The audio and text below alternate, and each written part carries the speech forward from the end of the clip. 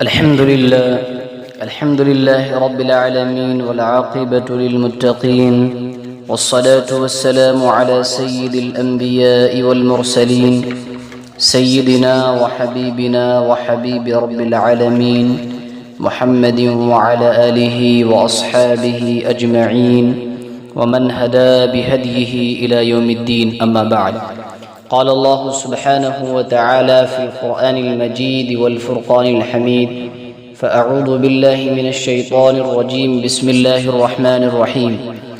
إن الله لا يغير ما بقوم حتى يغيروا ما بأنفسهم. صدق اللہ العظیم. محترم بزرگوں، نوجوان ساتھیوں اور عزیز دوستوں، آج ہم جس پرآشوب، نازک اور صبر آزما دور سے گزر رہے ہیں وہ ہم میں سے کسی پر پوشیدہ نہیں. ہم نگاہ اٹھا کر دیکھیں، چاہے ہمارا ملک ہندوستان ہو یا دنیا کا کوئی اور خطہ، ہر طرف مسلمانوں کے لیے حالات انتہائی سنگین، گھٹن زدہ اور تشویشناک بنے ہوئے ہیں. حالات اس قدر خراب ہیں کہ ہر آنے والا دن ایک نیا مسئلہ، ایک نیا فتنہ اور ایک نئی آزمائش لے کر طلوع ہو رہا ہے.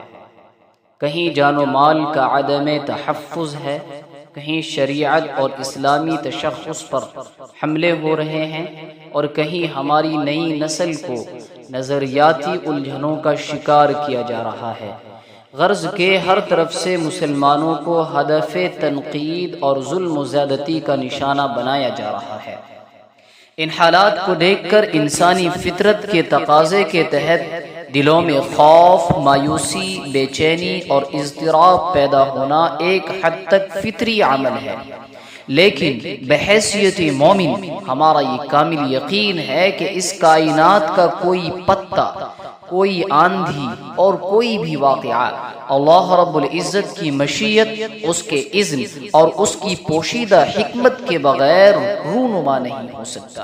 اگر آج ہم پر یہ حالات آئے ہیں تو اس کے پیچھے بھی رب کائنات کا کوئی فیصلہ اور ہماری آزمائش پوشیدہ ہے.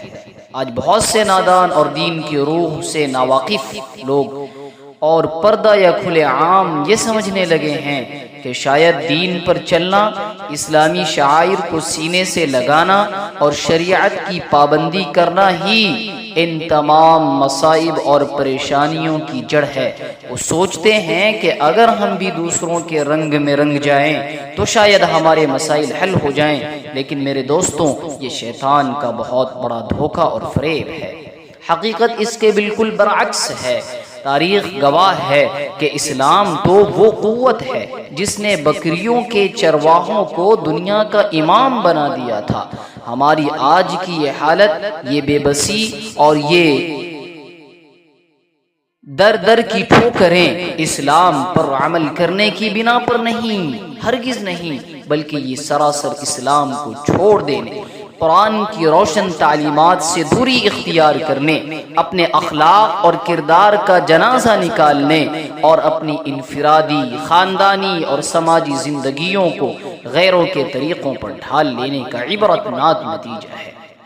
آج ہم پریشان اس لیے نہیں ہیں کہ ہم نے اسلام کو مضبوطی سے پکڑا ہوا ہے، بلکہ ہم ذلیل اس لیے ہو رہے ہیں کہ ہم نے اللہ اور اس کے رسول صلی اللہ علیہ وسلم کے احکامات کو پسے پشت ڈال دیا ہے. یہ سزا دین پر چلنے کی نہیں، بلکہ دین سے بے وفائی کی سزا.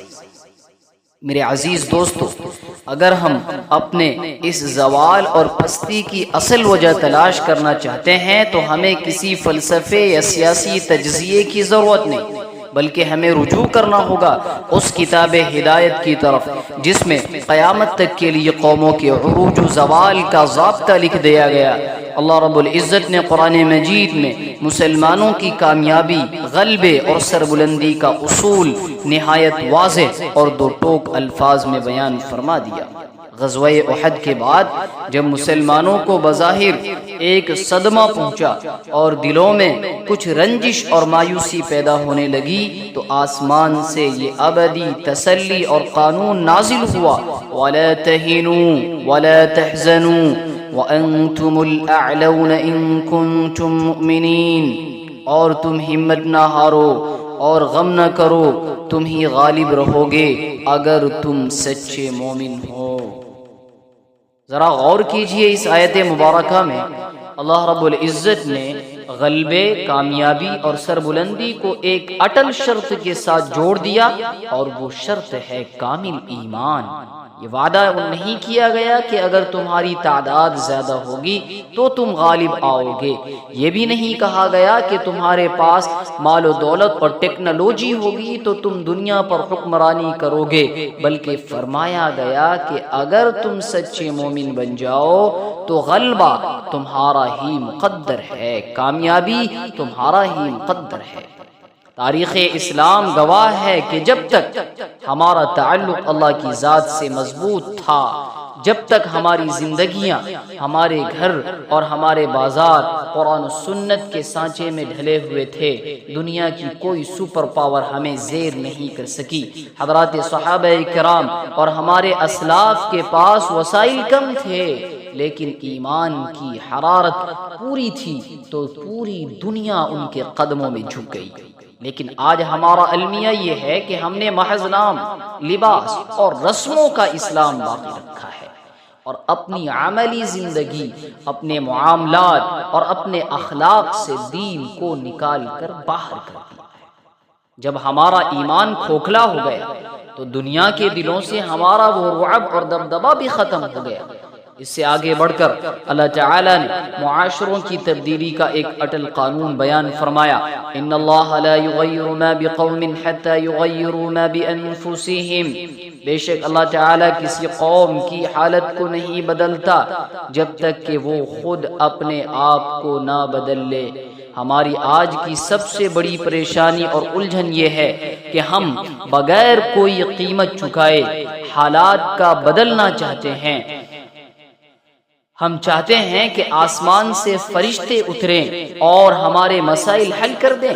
ہم دعائیں تو کرتے ہیں کہ دنیا ہمارے حق میں بدل جائے، حکمران ہمارے حق میں نرم ہو جائیں، لیکن ہم اپنے اندرونی کیفیات کو، اپنے کھوکھلے کردار کو، اپنے بگڑے ہوئے اخلاق کو اور اپنے گناہوں سے بھرے اعمال کو بدلنے کے لیے ذرہ برابر بھی تیار نہیں۔ ہم اپنے گھروں میں ظالم ہیں، بازاروں میں دھوکے باز ہیں، حقوق العباد میں غافل ہیں، تو پھر ہم پر رحمتوں کا نزول کیسے ہوگا؟ یاد رکھیے، جب تک ہم اپنی انفرادی اور اجتماعی زندگیوں میں وہ تبدیلی نہیں لائیں گے جو اللہ کو مطلوب ہے، تب تک باہر کی دنیا میں کوئی تبدیلی نہیں آئے گی۔ حالات کی تبدیلی کا راستہ سڑکوں سے نہیں بلکہ ہمارے اپنے دلوں اور ہمارے اپنے اعمال کی اصلاح سے ہو کر گزرتا ہے۔ دینی بھائیوں، قربان جائیے نبی آخر الزماں صلی اللہ علیہ وسلم کی بصیرت اور علم نبوت تک۔ آج سے 1400 سال پہلے جب اسلام اطراف عالم میں پھیل رہا تھا تو نبی کریم صلی اللہ علیہ وسلم نے اپنی امت کے مستقبل کا اور ہمارے آج کے حالات کا ایسا سچا نقشہ کھینچا کہ محسوس ہوتا ہے جیسے یہ حدیث مبارکہ خاص آج ہی کے دن اور ہمارے ہی حالات کے لیے ارشاد فرمائی گئی ہو۔ نبی کریم صلی اللہ علیہ وسلم نے ہماری اس بیماری کی بالکل درست تشخیص فرما دی تھی۔ حضرت سیدنا ثوبان رضی اللہ تعالیٰ عنہ سے روایت ہے، نبی کریم صلی اللہ علیہ وسلم نے ارشاد فرمایا، قریب ہے کہ دیگر قومیں تم پر اس طرح ٹوٹ پڑیں گے جیسے کھانے والے دسترخوان پر ٹوٹ پڑتے ہیں۔ ایک شخص نے عرض کیا، یا رسول اللہ، کیا اس وقت ہماری تعداد کم ہوگی؟ تو نبی کریم صلی اللہ علیہ وسلم نے فرمایا، نہیں، بلکہ تم اس وقت بہت زیادہ تعداد میں ہوں گے، لیکن تم سیلاب کی جھاگ کی طرح ہوں گے۔ اللہ تعالیٰ تمہارے دشمنوں کے دلوں سے تمہارا رعب نکال دے گا اور تمہارے دلوں میں وہن ڈال دے گا۔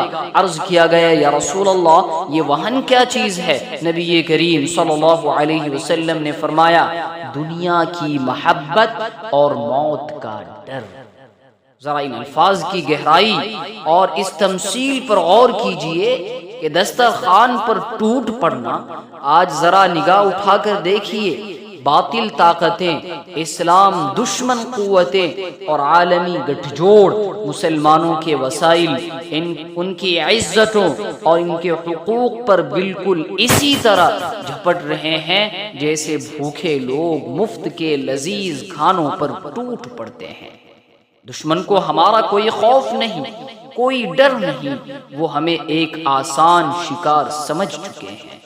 حضرات صحابہ کرام جو بدر و حنین کے غازی تھے وہ حیران رہ گئے کہ کیا ایسا اس لیے ہوگا کہ اس وقت ہم اقلیت میں ہوں گے؟ جواب ملا نہیں، تمہاری تعداد کروڑوں اور اربوں میں ہوگی، تمہارے پاس وسائل کے انبار ہوں گے، لیکن تمہاری حیثیت کیا ہوگی؟ سیلاب کی جھاگ کی طرح۔ آپ نے سیلاب کا پانی دیکھا ہوگا، اس کے اوپر جھاگ کا کتنا بڑا اور اونچا ڈھیر ہوتا ہے، دور سے دیکھنے میں بہت کچھ لگتا ہے، لیکن اس کی کوئی حقیقت، کوئی وزن، کوئی طاقت اور کوئی اپنی سمت نہیں ہوتی۔ ہوا کا ایک ہلکا سا جھونکا اسے منتشر کر دیتا ہے۔ آج ہم دنیا میں لگ بھگ 2.25 ارب ہونے کے باوجود اسی بے وزن، بے وقعت اور بے اثر جھاگ کی طرح بن چکے ہیں۔ اور اس بے وقتی اور زوال کی اصل بیماری کیا ہے؟ نبی کریم صلی اللہ علیہ وسلم نے اس بیماری کی جڑ بتا دی، وہن، یعنی دنیا کی محبت اور موت کا ڈر۔ میرے عزیزوں، آج ہم اپنا جائزہ لیں، کیا یہ وہن ہماری رگوں میں، ہمارے دلوں میں، ہمارے گھروں اور ہمارے معاشرے میں رچ بس نہیں گیا؟ کیا ہم آخرت کے محاسبے کو بھلا کر، حلال و حرام کی تمیز مٹا کر صرف مال و دولت کی ہوس میں مبتلا نہیں ہو گئے؟ آج ہم موت سے اور اللہ کے سامنے پیش ہونے سے گھبراتے ہیں، بزدلی ہمارا شعار بن چکی ہے۔ کیوں؟ اس لیے کہ ہم نے اپنی آخرت کو ویران کر دیا ہے اور صرف اس چند روزہ دنیا کو اپنا خدا بنا لیا۔ یاد رکھیے، جب کسی قوم کا مقصود حیات اور اوڑھنا بچھونا صرف دنیا کا حصول رہ جائے، جب آخرت کی فکر دلوں سے نکل جائے اور جب حق پر ڈٹ جانے کے بجائے موت کا ڈر طاری ہو جائے، تو پھر آسمان سے عزت و غلبے کے فیصلے نہیں اترتے، پھر وہ قومیں اسی طرح ذلیل و خوار کرتی ہیں اور دوسروں کا ترے نوالا بن جایا کرتی ہے۔